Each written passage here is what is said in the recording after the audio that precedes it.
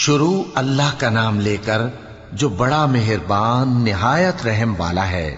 جب واقع ہونے والی واقع ہو جائے گی، اس کے واقع ہونے میں کچھ جھوٹ نہیں، کسی کو پست کرنے کسی کو بلند کرنے والی۔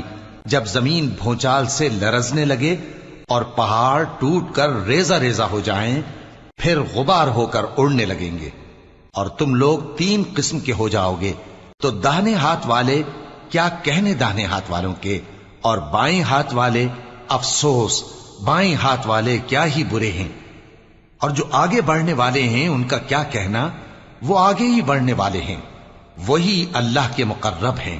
نعمت کی بہشتوں میں وہ بہت سے تو پہلے کے لوگوں میں سے ہوں گے اور تھوڑے سے بعد والوں میں سے، لال و یاقوت وغیرہ سے جڑاؤ تختوں پر آمنے سامنے تکیہ لگائے ہوئے بیٹھے ہوں گے۔ نوجوان خدمت گزار جو ہمیشہ ایک ہی حالت میں رہیں گے ان کے آس پاس پھریں گے، یعنی آپ خورے اور آفتابے اور صاف شراب کے جام لے لے کر۔ اس سے نہ تو سر میں درد ہوگا اور نہ ان کی عقلیں زائل ہوں گی، اور میوے جس طرح کے ان کو پسند ہوں، اور پرندوں کا گوشت جس قسم کا ان کا جی چاہے، اور بڑی بڑی آنکھوں والی حوریں جیسے حفاظت سے رکھے ہوئے آبدار موتی۔ یہ ان کے اعمال کا بدلہ ہے جو وہ کرتے تھے۔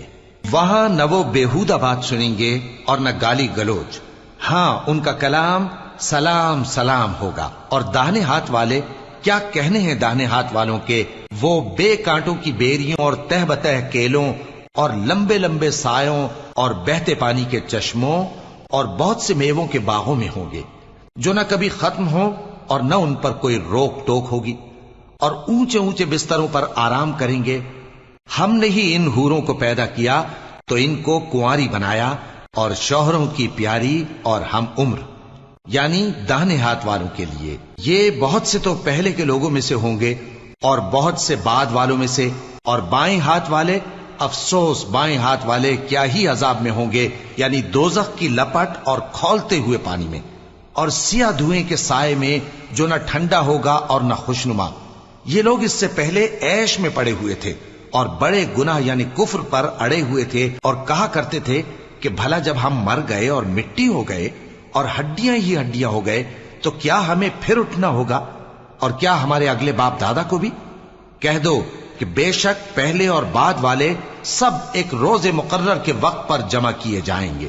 پھر تمہیں جھٹلانے والے گمراہ ہو، تھوہر کے درخت سے کھاؤ گے، پھر اسی سے پیٹ بھرو گے، پھر اس پر کھولتا ہوا پانی پیو گے، پھر پیو گے بھی اس طرح جیسے پیاسے اونٹ پیتے ہیں۔ انصاف کے دن یہ ان کی ضیافت ہوگی۔ ہم نے تم کو پہلی بار بھی تو پیدا کیا ہے، تو تم دوبارہ اٹھنے کو کیوں سچ نہیں سمجھتے؟ دیکھو تو کہ جس نطفے کو تم ڈالتے ہو، کیا تم اس سے انسان کو بناتے ہو یا ہم بناتے ہیں؟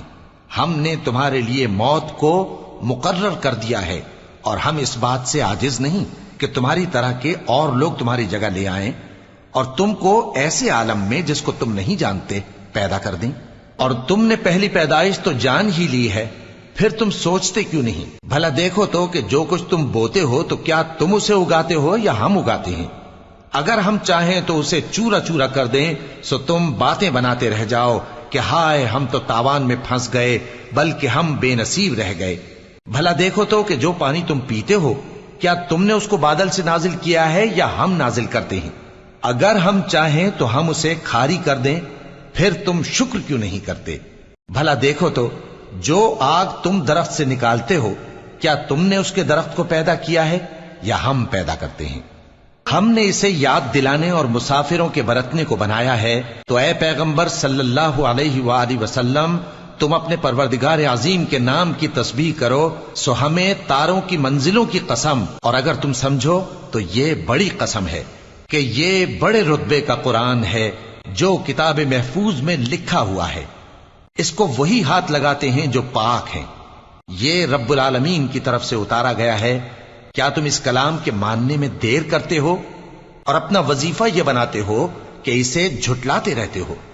پھر جب جان گلے تک آ پہنچتی ہے اور تم اس وقت کی حالت کو دیکھا کرتے ہو، اور ہم اس مرنے والے کے تم سے بھی زیادہ نزدیک ہوتے ہیں، لیکن تم کو نظر نہیں آتے۔ پس اگر تم کسی کے بس میں نہیں ہو تو اگر سچے ہو تو تم جان کو لوٹا کیوں نہیں لیتے؟